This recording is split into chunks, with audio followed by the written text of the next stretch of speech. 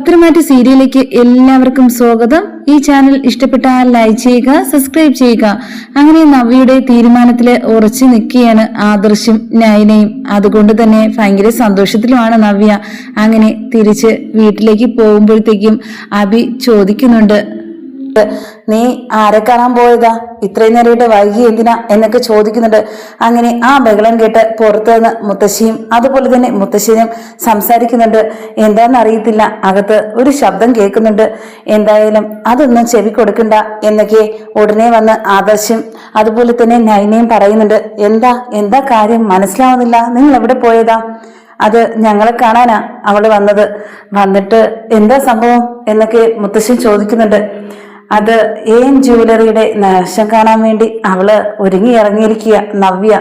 എന്താ നീ പറയുന്നേ? ഇങ്ങനെയൊക്കെയാണോ കാര്യങ്ങള്? അതെന്താ കാര്യം എന്നൊക്കെ അന്വേഷിക്കുന്നുണ്ട്. എന്നാൽ കൂടെ നിന്ന് അവളെ ചതിക്കുന്ന അവളുടെ ഭർത്താവും അതുപോലെ തന്നെയാണ് നാഗരാജിന്റെ കാര്യങ്ങൾ എല്ലാം അവൾക്കറിയാം. അതുകൊണ്ട് തന്നെ നമ്മളെ നല്ലതിന് വേണ്ടി കോളുകളിലൂടെ അവള് എല്ലാം വിളിച്ചു പറഞ്ഞുകൊണ്ടിരുന്നത് നവ്യയായിരുന്നു. എന്തായാലും ഓരോ പ്രശ്നങ്ങളിലൂടെ കടന്നു പോകുമ്പോഴത്തേക്കും ഓരോ രീതിയിൽ നമ്മളെ സഹായിച്ചുകൊണ്ടിരുന്നത് നവ്യയായിരുന്നെന്ന സത്യം ഇന്നാ ഞങ്ങൾ തിരിച്ചറിയുന്നത്. എന്തായാലും അവള് നല്ല മനസ്സ് നമ്മൾ കാണാതെ പോയി, നമ്മളവളെ കുറ്റം പറഞ്ഞു എന്നൊക്കെ പറയുന്നുണ്ട്. ഇത് കേട്ടതും മുത്തശ്ശൻ പറയുക, അത് ശരി തന്നെയാ, അവളെ ഞാൻ തെറ്റിദ്ധരിച്ചിട്ടുണ്ട് പല സമയത്തും എന്നൊക്കെ പറയുന്നത് കേട്ടിട്ട് നൈന വീണ്ടും ആവർത്തിക്കുന്നുണ്ട്. എന്തായാലും വീട്ടിലെ കാര്യത്തിലായിരുന്നാലും അവള് എല്ലാം മുൻതൂക്കം കൊടുക്കും. നമ്മുടെ നല്ലതിന് വേണ്ടിയേ പണ്ടേ ചിന്തിച്ചിട്ടുള്ളൂ. ചേച്ചി ആയതുകൊണ്ട് ഞാൻ പറയുന്നതല്ല. ഇപ്പോൾ തന്നെ നന്ദുവിന്റെ കാര്യത്തിലും ആ നവീനെ കണ്ട് സംസാരിക്കുക ചെയ്തിട്ടുണ്ടായിരുന്നു. ഇതിന് എന്തെങ്കിലും ഒരു തടസ്സം വരാൻ പറ്റുമോ എന്നൊക്കെ ചോദിക്കുന്നുണ്ട് മുത്തശ്ശൻ. എന്തായാലും അനിയുടെ കാര്യത്തില് തീരുമാനം നേരത്തെ ഉറച്ചു നിന്നത് തന്നെയാ. അവന്തികയായിട്ടുള്ള കല്യാണം തന്നെയാ നടത്താനാ എന്റെ തീരുമാനം. പക്ഷെ ഇതില് ആരെങ്കിലും ഒരാൾ മാറണം എന്ന് വെച്ചാൽ ഞാൻ പറഞ്ഞു വരുന്നത് അവന്തിക സ്വന്തം മനസ്സോടെ മാറിയിൽ മാത്രമേ കല്യാണം കഴിക്കാൻ പറ്റുള്ളൂ. ഞാൻ കൊടുത്ത വാക്ക ജലജയ്ക്ക് അതിനെ മാറ്റാൻ പറ്റില്ല എന്നൊക്കെ പറയുന്നുണ്ട്. എന്നാൽ നവ്യയുടെ അടുത്ത് ഒരു കാര്യം കൂടെ ആവശ്യപ്പെട്ടിരിക്കുക അബിയും അതുപോലെ തന്നെ നാഗരാജും. എന്താ കാര്യം? ജുവലറിയുടെ മോഡലായിട്ട് ഇപ്പൊ എടുത്തിരിക്കുന്ന നവ്യയെ, അത് നല്ല കാര്യമാണല്ലോ. പക്ഷെ കൂടെ നിന്ന് അവിടുത്തെ ഓരോ ചലനങ്ങളും നവ്യ അവിടെ എത്തിയാലേ നമുക്കറിയാൻ പറ്റത്തുള്ളൂ നമ്മളെ ഏത് രീതിയിലാണ് നശിപ്പിക്കാൻ നോക്കുന്നതെന്ന്. അതും ഒരു നല്ല കാര്യം തന്നെയാ. പക്ഷെ അവൾക്ക് പോവാൻ താല്പര്യമുണ്ടോ എന്നൊക്കെ അന്വേഷിക്കുന്നുണ്ട്. അത് അവൾ തന്നെയാ തീരുമാനം എടുത്തത്. ഞാൻ തന്നെ ആകാമെന്ന് ഉടനെ തന്നെ പറയുകയും ചെയ്തിട്ടുണ്ട് എന്നൊക്കെ പറയുന്നുണ്ട്. ഏത് രീതിയിലായിരുന്നാലും നല്ല കാര്യങ്ങൾ മാത്രം നടക്കട്ടെ, അത് മാത്രമേ ഞാൻ ആഗ്രഹിക്കുന്നുള്ളൂ എന്നൊക്കെ പറയുന്നുണ്ട്. ആ സമയത്ത് ജലജ വന്ന് ചോദിക്കുന്നുണ്ട് നവ്യയുടെ അടുത്ത്, എന്താ നീ എന്തിനാ ജുവലറിയുടെ മോഡലായിട്ട് പോകാൻ ഉറപ്പ് കൊടുത്തത്? അത് എനിക്ക് ശമ്പളത്തിന് പുറമേ തന്നെ നല്ലൊരു തുക എനിക്ക് കിട്ടും. അതെന്തിനാ ഞാൻ വേണ്ടെന്ന് വെക്കുന്നത്? ഞാനൊരു ജോലിയല്ലേ ചെയ്യുന്നത്. അത് മാത്രമല്ല പബ്ലിസിറ്റിയാ, എല്ലായിടും അറിയപ്പെടും. അതുകൊണ്ട് എനിക്കിഷ്ടമാണ്, ഞാൻ അതിനൊന്ന് മാറേയില്ല എന്നൊക്കെ പറയുന്നുണ്ട്. ആ സമയത്ത് ജലജ പറയുന്നുണ്ട്, എന്നെയും എന്റെ മകളെയും എന്നിൽ നിന്ന് അകറ്റാൻ വേണ്ടി പല നുണയും അയാള് നിന്റെ അടുത്ത് പറഞ്ഞു തരും. പക്ഷെ അതൊന്നും വിശ്വസിക്കരുത്, ഞങ്ങൾ നശിപ്പിക്കാനേ നോക്കുകയുള്ളൂ അയാള് എന്നൊക്കെ പറയുന്നുണ്ട്. എന്തായാലും നബി ഇപ്പോൾ അയാളുടെ കസ്റ്റഡിയിലാ. അയാൾ പറയും പോലെയാ കേൾക്കുന്നതൊക്കെ, എനിക്കത് മനസ്സിലാവുന്നുണ്ട്. പക്ഷെ എന്താണ് പറഞ്ഞു കൊടുത്തതെന്ന് എനിക്ക് എന്നെ അറിയില്ല എന്നൊക്കെ പറയുന്നുണ്ട്. എന്തായാലും ആന്റി തീരുമാനം ഞാൻ എടുക്കില്ല. ആന്റിയുടെ ഒരു തീരുമാനത്തിന് ഞാൻ വില കൊടുക്കുകയില്ല. എനിക്ക് എന്റേതായ തീരുമാനമുണ്ട്. അത് ഞാൻ എന്റെ അനിയത്തിയായ നൈന പറഞ്ഞപ്പോൾ ഞാൻ കേൾക്കില്ല എന്നൊക്കെ പറയുന്നുണ്ട്. ആദർശം നവ്യയും ചോദിക്കുന്നുണ്ട്, എന്താ ഇനി എങ്ങനെയാ നീ മനസ്സിലാക്കില്ലേ അവരെല്ലാവരും എന്നൊക്കെ പറയുന്നുണ്ട്. ഇത്രയും നാള് ഞാൻ പിടിച്ചു നിന്നില്ലേ, ഞാനാണെങ്കിൽ അവർക്കൊരിക്കലും പിടി കൊടുക്കില്ല. എന്തായാലും അവിടുത്തെ എല്ലാ രഹസ്യങ്ങളും അതുപോലെ തന്നെ എല്ലാം കണ്ടുപിടിക്കും ഞാൻ. അതിനു വേണ്ടിയാ ഞാൻ അവിടെ പോകുന്നത് തന്നെയാ എന്നൊക്കെ നവ്യ പറയുന്നുണ്ട്. അങ്ങനെ ആ സമയത്ത് നാഗരാജിനെയും അതുപോലെ തന്നെ അബിയെയും കാണാൻ വേണ്ടി ആവശ്യപ്പെടുകയാണ് അനാബിക്കയുടെ അച്ഛൻ. അത് ജുവലറിക്ക് പുതിയ ഒരു മോഡൽ നവ്യയാണ് എടുത്തെന്ന് അറിഞ്ഞു. അതുവേണ്ടി എനിക്ക് ഒരാഗ്രഹം പറയാനാ ഞാൻ നിങ്ങളെ വിളിപ്പിച്ചത് എന്നൊക്കെ പറയുന്നുണ്ട്. എന്താ കാര്യം, എന്താ പറയുന്നൊക്കെ പറഞ്ഞപ്പോഴത്തേക്കും നാഗരാജിന്റെ അടുത്ത് പറയുവാണ്, എൻ്റെ മകളെ ജുവലറിയുടെ മോഡലാക്കണം, അത് എൻ്റെ ഒരു ആവശ്യമാണ്. എന്തായാലും ഞാൻ ആലോചിച്ചിട്ട് ആ തീരുമാനം അറിയിക്കാം എന്നൊക്കെ പറഞ്ഞേക്കുന്നുണ്ട് നാഗരാജൻ അനാമികയുടെ അച്ഛനെ. ആ സമയത്ത് അബി ചോദിക്കുന്നുണ്ട്, എന്തിനാ അയാൾക്ക് വാക്ക് കൊടുക്കാനാ പോയത്, അയാളൊരു ചതിയന എന്നൊക്കെ പറയുന്നുണ്ട്. എന്തായാലും ഇതുപോലുള്ളവര് നമ്മുടെ വലയിൽ ഉണ്ടായിരിക്കണം, എന്നാൽ മാത്രമേ നമുക്ക് ഇവരൊക്കെ വെച്ച് കളിക്കാൻ പറ്റുള്ളൂ. അതിനു വേണ്ടിയാ ഞാൻ പിണക്കാതെ ഞാൻ എന്റെ കൂട്ടത്തിൽ തന്നെ നിർത്താൻ വേണ്ടി തീരുമാനിച്ചത് എന്നൊക്കെ പറയുന്നുണ്ട്. ഇത് കേട്ടതും അബി പറയുന്നുണ്ട്, എന്തായാലും ഇപ്പോൾ തന്നെ എൻഗേജ്മെന്റ് കഴിഞ്ഞ ആ സമയത്ത് കണ്ടില്ലായിരുന്നോ വീട്ടിൽ വന്ന് പ്രശ്നം ഉണ്ടാക്കിയത്? ആ സമയത്ത് തന്നെ നമ്മുടെ ഒരു പേര് പറഞ്ഞതെങ്കിൽ തന്നെ നമ്മൾ ആ വീട്ടിൽ നിന്ന് ഉടനെ തന്നെ പുറത്താകുമായിരുന്നു. പക്ഷെ ഏത് വിധേനയും കൂടെ നിർത്തിയില്ലെങ്കിൽ പതിയിരിക്കുക എന്നൊക്കെ പറയുന്നുണ്ട്. എന്തായാലും ഇവരൊക്കെ നമ്മളെ കൂട്ടത്തിൽ നിർത്തണം, അതുകൊണ്ട് നീ ഇതിൽ വിഷമിക്കുന്നു വേണ്ട, ഞാൻ നോക്കിക്കൊള്ളാം ഇതൊക്കെ എന്നൊക്കെ അബിയുടെ അടുത്ത് നാഗരാജ് പറയുന്നുണ്ട്. അനിയുടെയും കാര്യത്തില് സംസാരിക്കാൻ വേണ്ടി വിളിക്കുകയാണ് നവീന് ഒരു റെസ്റ്റോറന്റില്. എന്തായാലും ഞാൻ നിന്നെ കാണാനിരിക്കുകയായിരുന്നു എന്ന് നവീന് പറയുന്നുണ്ട്. അല്ലെങ്കിൽ നമ്മൾ കാണാറുണ്ടല്ലോ, പിന്നെ എന്താ ഇത്ര പ്രത്യേകത എന്ന് അനി ചോദിക്കുന്നുണ്ട്. അല്ല, ഞാൻ ചില കാര്യങ്ങളൊക്കെ അറിഞ്ഞു ദൂരേന്ന്. നിനക്ക് നന്ദുവിൻ്റെ അടുത്ത് വല്ല താല്പര്യം വല്ല ഉണ്ടോ? ഉണ്ടെങ്കിലും എനിക്ക് കുഴപ്പമില്ല, വീട്ടുകാരൊക്കെ തീരുമാനിച്ചു. എന്തായാലും എങ്കിലും അതങ്ങ് മറന്നേക്കണം. നിനക്ക് വേണ്ടി ഞാൻ പറഞ്ഞല്ലോ ഒരു പെണ്ണിനെ നോക്കി വെച്ചിട്ടുണ്ടെന്ന്, അത് തന്നെയാ നിനക്ക് നോക്കുന്നത് നല്ലതാ. എന്തായാലും നിന്റെ നവ്യ ചേച്ചിയെ പോലെ അതേ സ്വഭാവ ഗുണങ്ങളെല്ലാം ഉള്ളത്. പക്ഷേ നന്ദുവിനാണെങ്കിൽ ഇത്തിരി തൻ്റെ ഇടം കൂടുതലാണല്ലോ, അത് വക്കീലന്മാർക്കേ പറ്റത്തുള്ളൂ പോലീസുകാരെ എങ്ങനെ കൊണ്ടുപോകണമെന്ന്.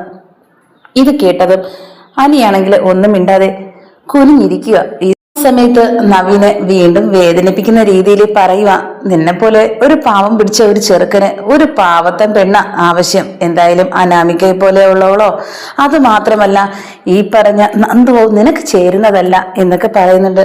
അത് നന്ദുവിനെ കുറിച്ച് പറയാനാണോ നീ വിളിച്ചത്? അത് നന്ദുവിൻ്റെ അടുത്ത് ചോദിച്ചാൽ മതി. നിന്നെ ഇഷ്ടമാണെങ്കിൽ നിങ്ങൾ കല്യാണം കഴിക്കുന്നതിൽ എനിക്ക് എന്താ കുഴപ്പം? ഓരോരുത്തരും ഇഷ്ടമല്ലേ. പക്ഷേ എന്റെ മനസ്സിലുള്ളത് എനിക്ക് എന്താണെന്ന് എനിക്കറിയാം, അത് നിന്റെ അടുത്ത് പറയണമെന്ന് എനിക്കില്ല എന്നൊക്കെ പറയുന്നുണ്ട്. ഇതിന്റെ പേരില് പിണങ്ങാൻ വേണ്ടിയല്ല ഞാൻ പറഞ്ഞത്, കാര്യം പറഞ്ഞതാ എന്നൊക്കെ നവീന് പറയുന്നുണ്ട് അനിയുടെ അടുത്ത്. ആ സമയത്ത് ഉടനെ തന്നെ അനി വിളിക്കുക നന്ദുവിന്. നന്ദു, കാര്യം അറിഞ്ഞോ നീ? എന്നെ വിളിച്ച അവൻ പറഞ്ഞൊരു കാര്യമുണ്ട്, നിങ്ങളെ വീട്ടുകാർ തമ്മിൽ എല്ലാം ഉറപ്പിച്ചെന്ന. ഇതിന്റെ കാര്യം പറഞ്ഞ് പിണങ്ങാനും എനിക്ക് താല്പര്യമില്ല. പക്ഷെ ഇതിന്റെ എല്ലാ ആൻസറും നിന്റെ ഇല്ല. നിന്റെ അടുത്ത് ചോദിക്കുമ്പോഴത്തേക്കും നീ ഉള്ളത് പറയണം. ആ സമയത്ത് നന്ദു പറയുക, നിനക്കെല്ലാം തുറന്ന് പറഞ്ഞുകൂടായിരുന്നോ നവീന്റെ അടുത്ത്? എങ്കിൽ ഈ പ്രശ്നം വരുമായിരുന്നോ? നീ എന്നെയാ ഇന്ന് എല്ലാത്തിനും കാരണം. വീട്ടിലായിരുന്നാലും ആരെടുത്തായിരുന്നാലും പറയേണ്ടത് കാര്യം പറയണം. ആ ഒരു പാവത്താൻ പോലെ ഇരുന്നത് കൊണ്ട് തന്നെയാ നീ ഇങ്ങനെയൊക്കെ ആവുന്നേ എന്നൊക്കെ പറയുന്നുണ്ട്. ആ സമയത്ത് അനി പറയുക, ഈ നവീനും ഇങ്ങനെ തന്നെയാ പറയുന്നത്, ഞാനൊരു പാവത്താനെന്ന്. പക്ഷെ പാവത്താനാണെങ്കിലും ഒരു കാര്യമുണ്ട്, എല്ലാ കാര്യങ്ങളും നല്ല രീതിയിൽ കൊണ്ടുപോകാൻ പറ്റുന്ന ഒരു മനസ്സെനിക്കുണ്ട്. അത് എന്നെ തിരിച്ചറിയുന്ന എൻ്റെ വീട്ടുകാർക്കും ഉണ്ട്. എനിക്കത് അവനെ ബോധ്യപ്പെടുത്തേണ്ട ഒരാവശ്യവും എന്നൊക്കെ പറയുന്നുണ്ട്.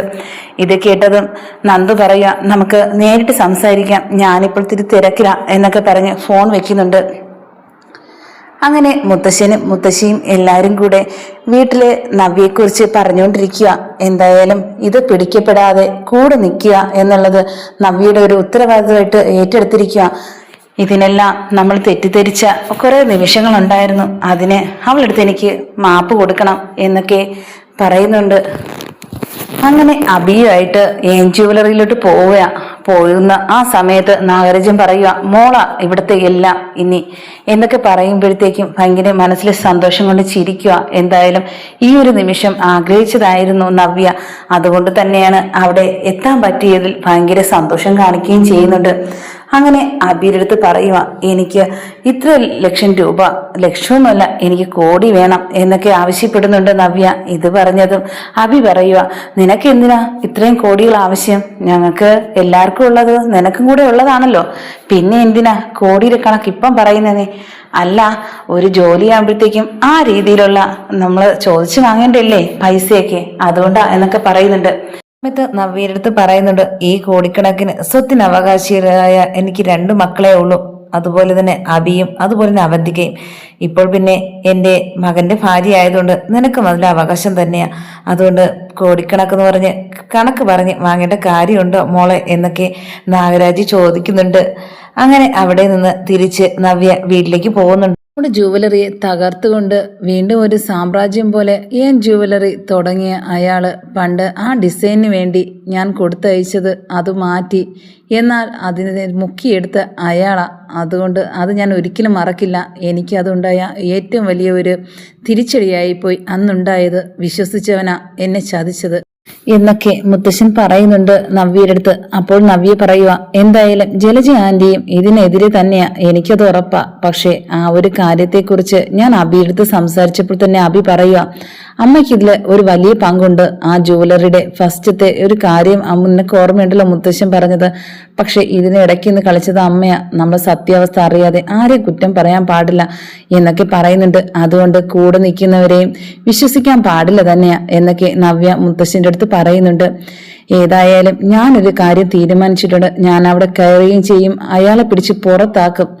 എന്നിട്ട് ആ MP സ്ഥാനം ഞാൻ തന്നെ നേടിയെടുക്കും. അതിനുവേണ്ടി മാത്രം തന്നെയാ ഞാൻ അവിടേക്ക് പോകുന്നത്, ഈ മോഡൽ എന്ന വേഷവും കെട്ടി. പക്ഷെ പിടിക്കപ്പെട്ടാൽ അത് വളരെ വലിയ കുഴപ്പമോ മോക്കുണ്ടാക്കുന്നത്. കൊല്ലാൻ പോലും മടിക്കില്ല അവര് എന്നൊക്കെ പറയുന്നുണ്ട്. അതെല്ലാം എനിക്കറിയാം. പക്ഷെ അതിന് മുമ്പേ തന്നെ ഞാൻ എല്ലാം എൻ്റെ കൈക്കലാക്കിയിരിക്കും.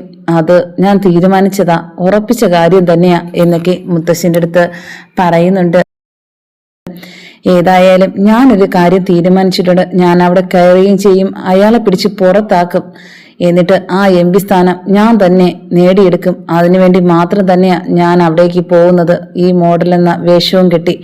പക്ഷെ പിടിക്കപ്പെട്ടാൽ അത് വളരെ വലിയ കുഴപ്പമോ മോക്കുണ്ടാക്കുന്നത്. കൊല്ലാൻ പോലും മടിക്കില്ല അവര് എന്നൊക്കെ പറയുന്നുണ്ട്. അതെല്ലാം എനിക്കറിയാം. പക്ഷെ അതിന് മുമ്പേ തന്നെ ഞാൻ എല്ലാം എൻ്റെ കൈക്കലാക്കിയിരിക്കും. അത് ഞാൻ തീരുമാനിച്ചതാ,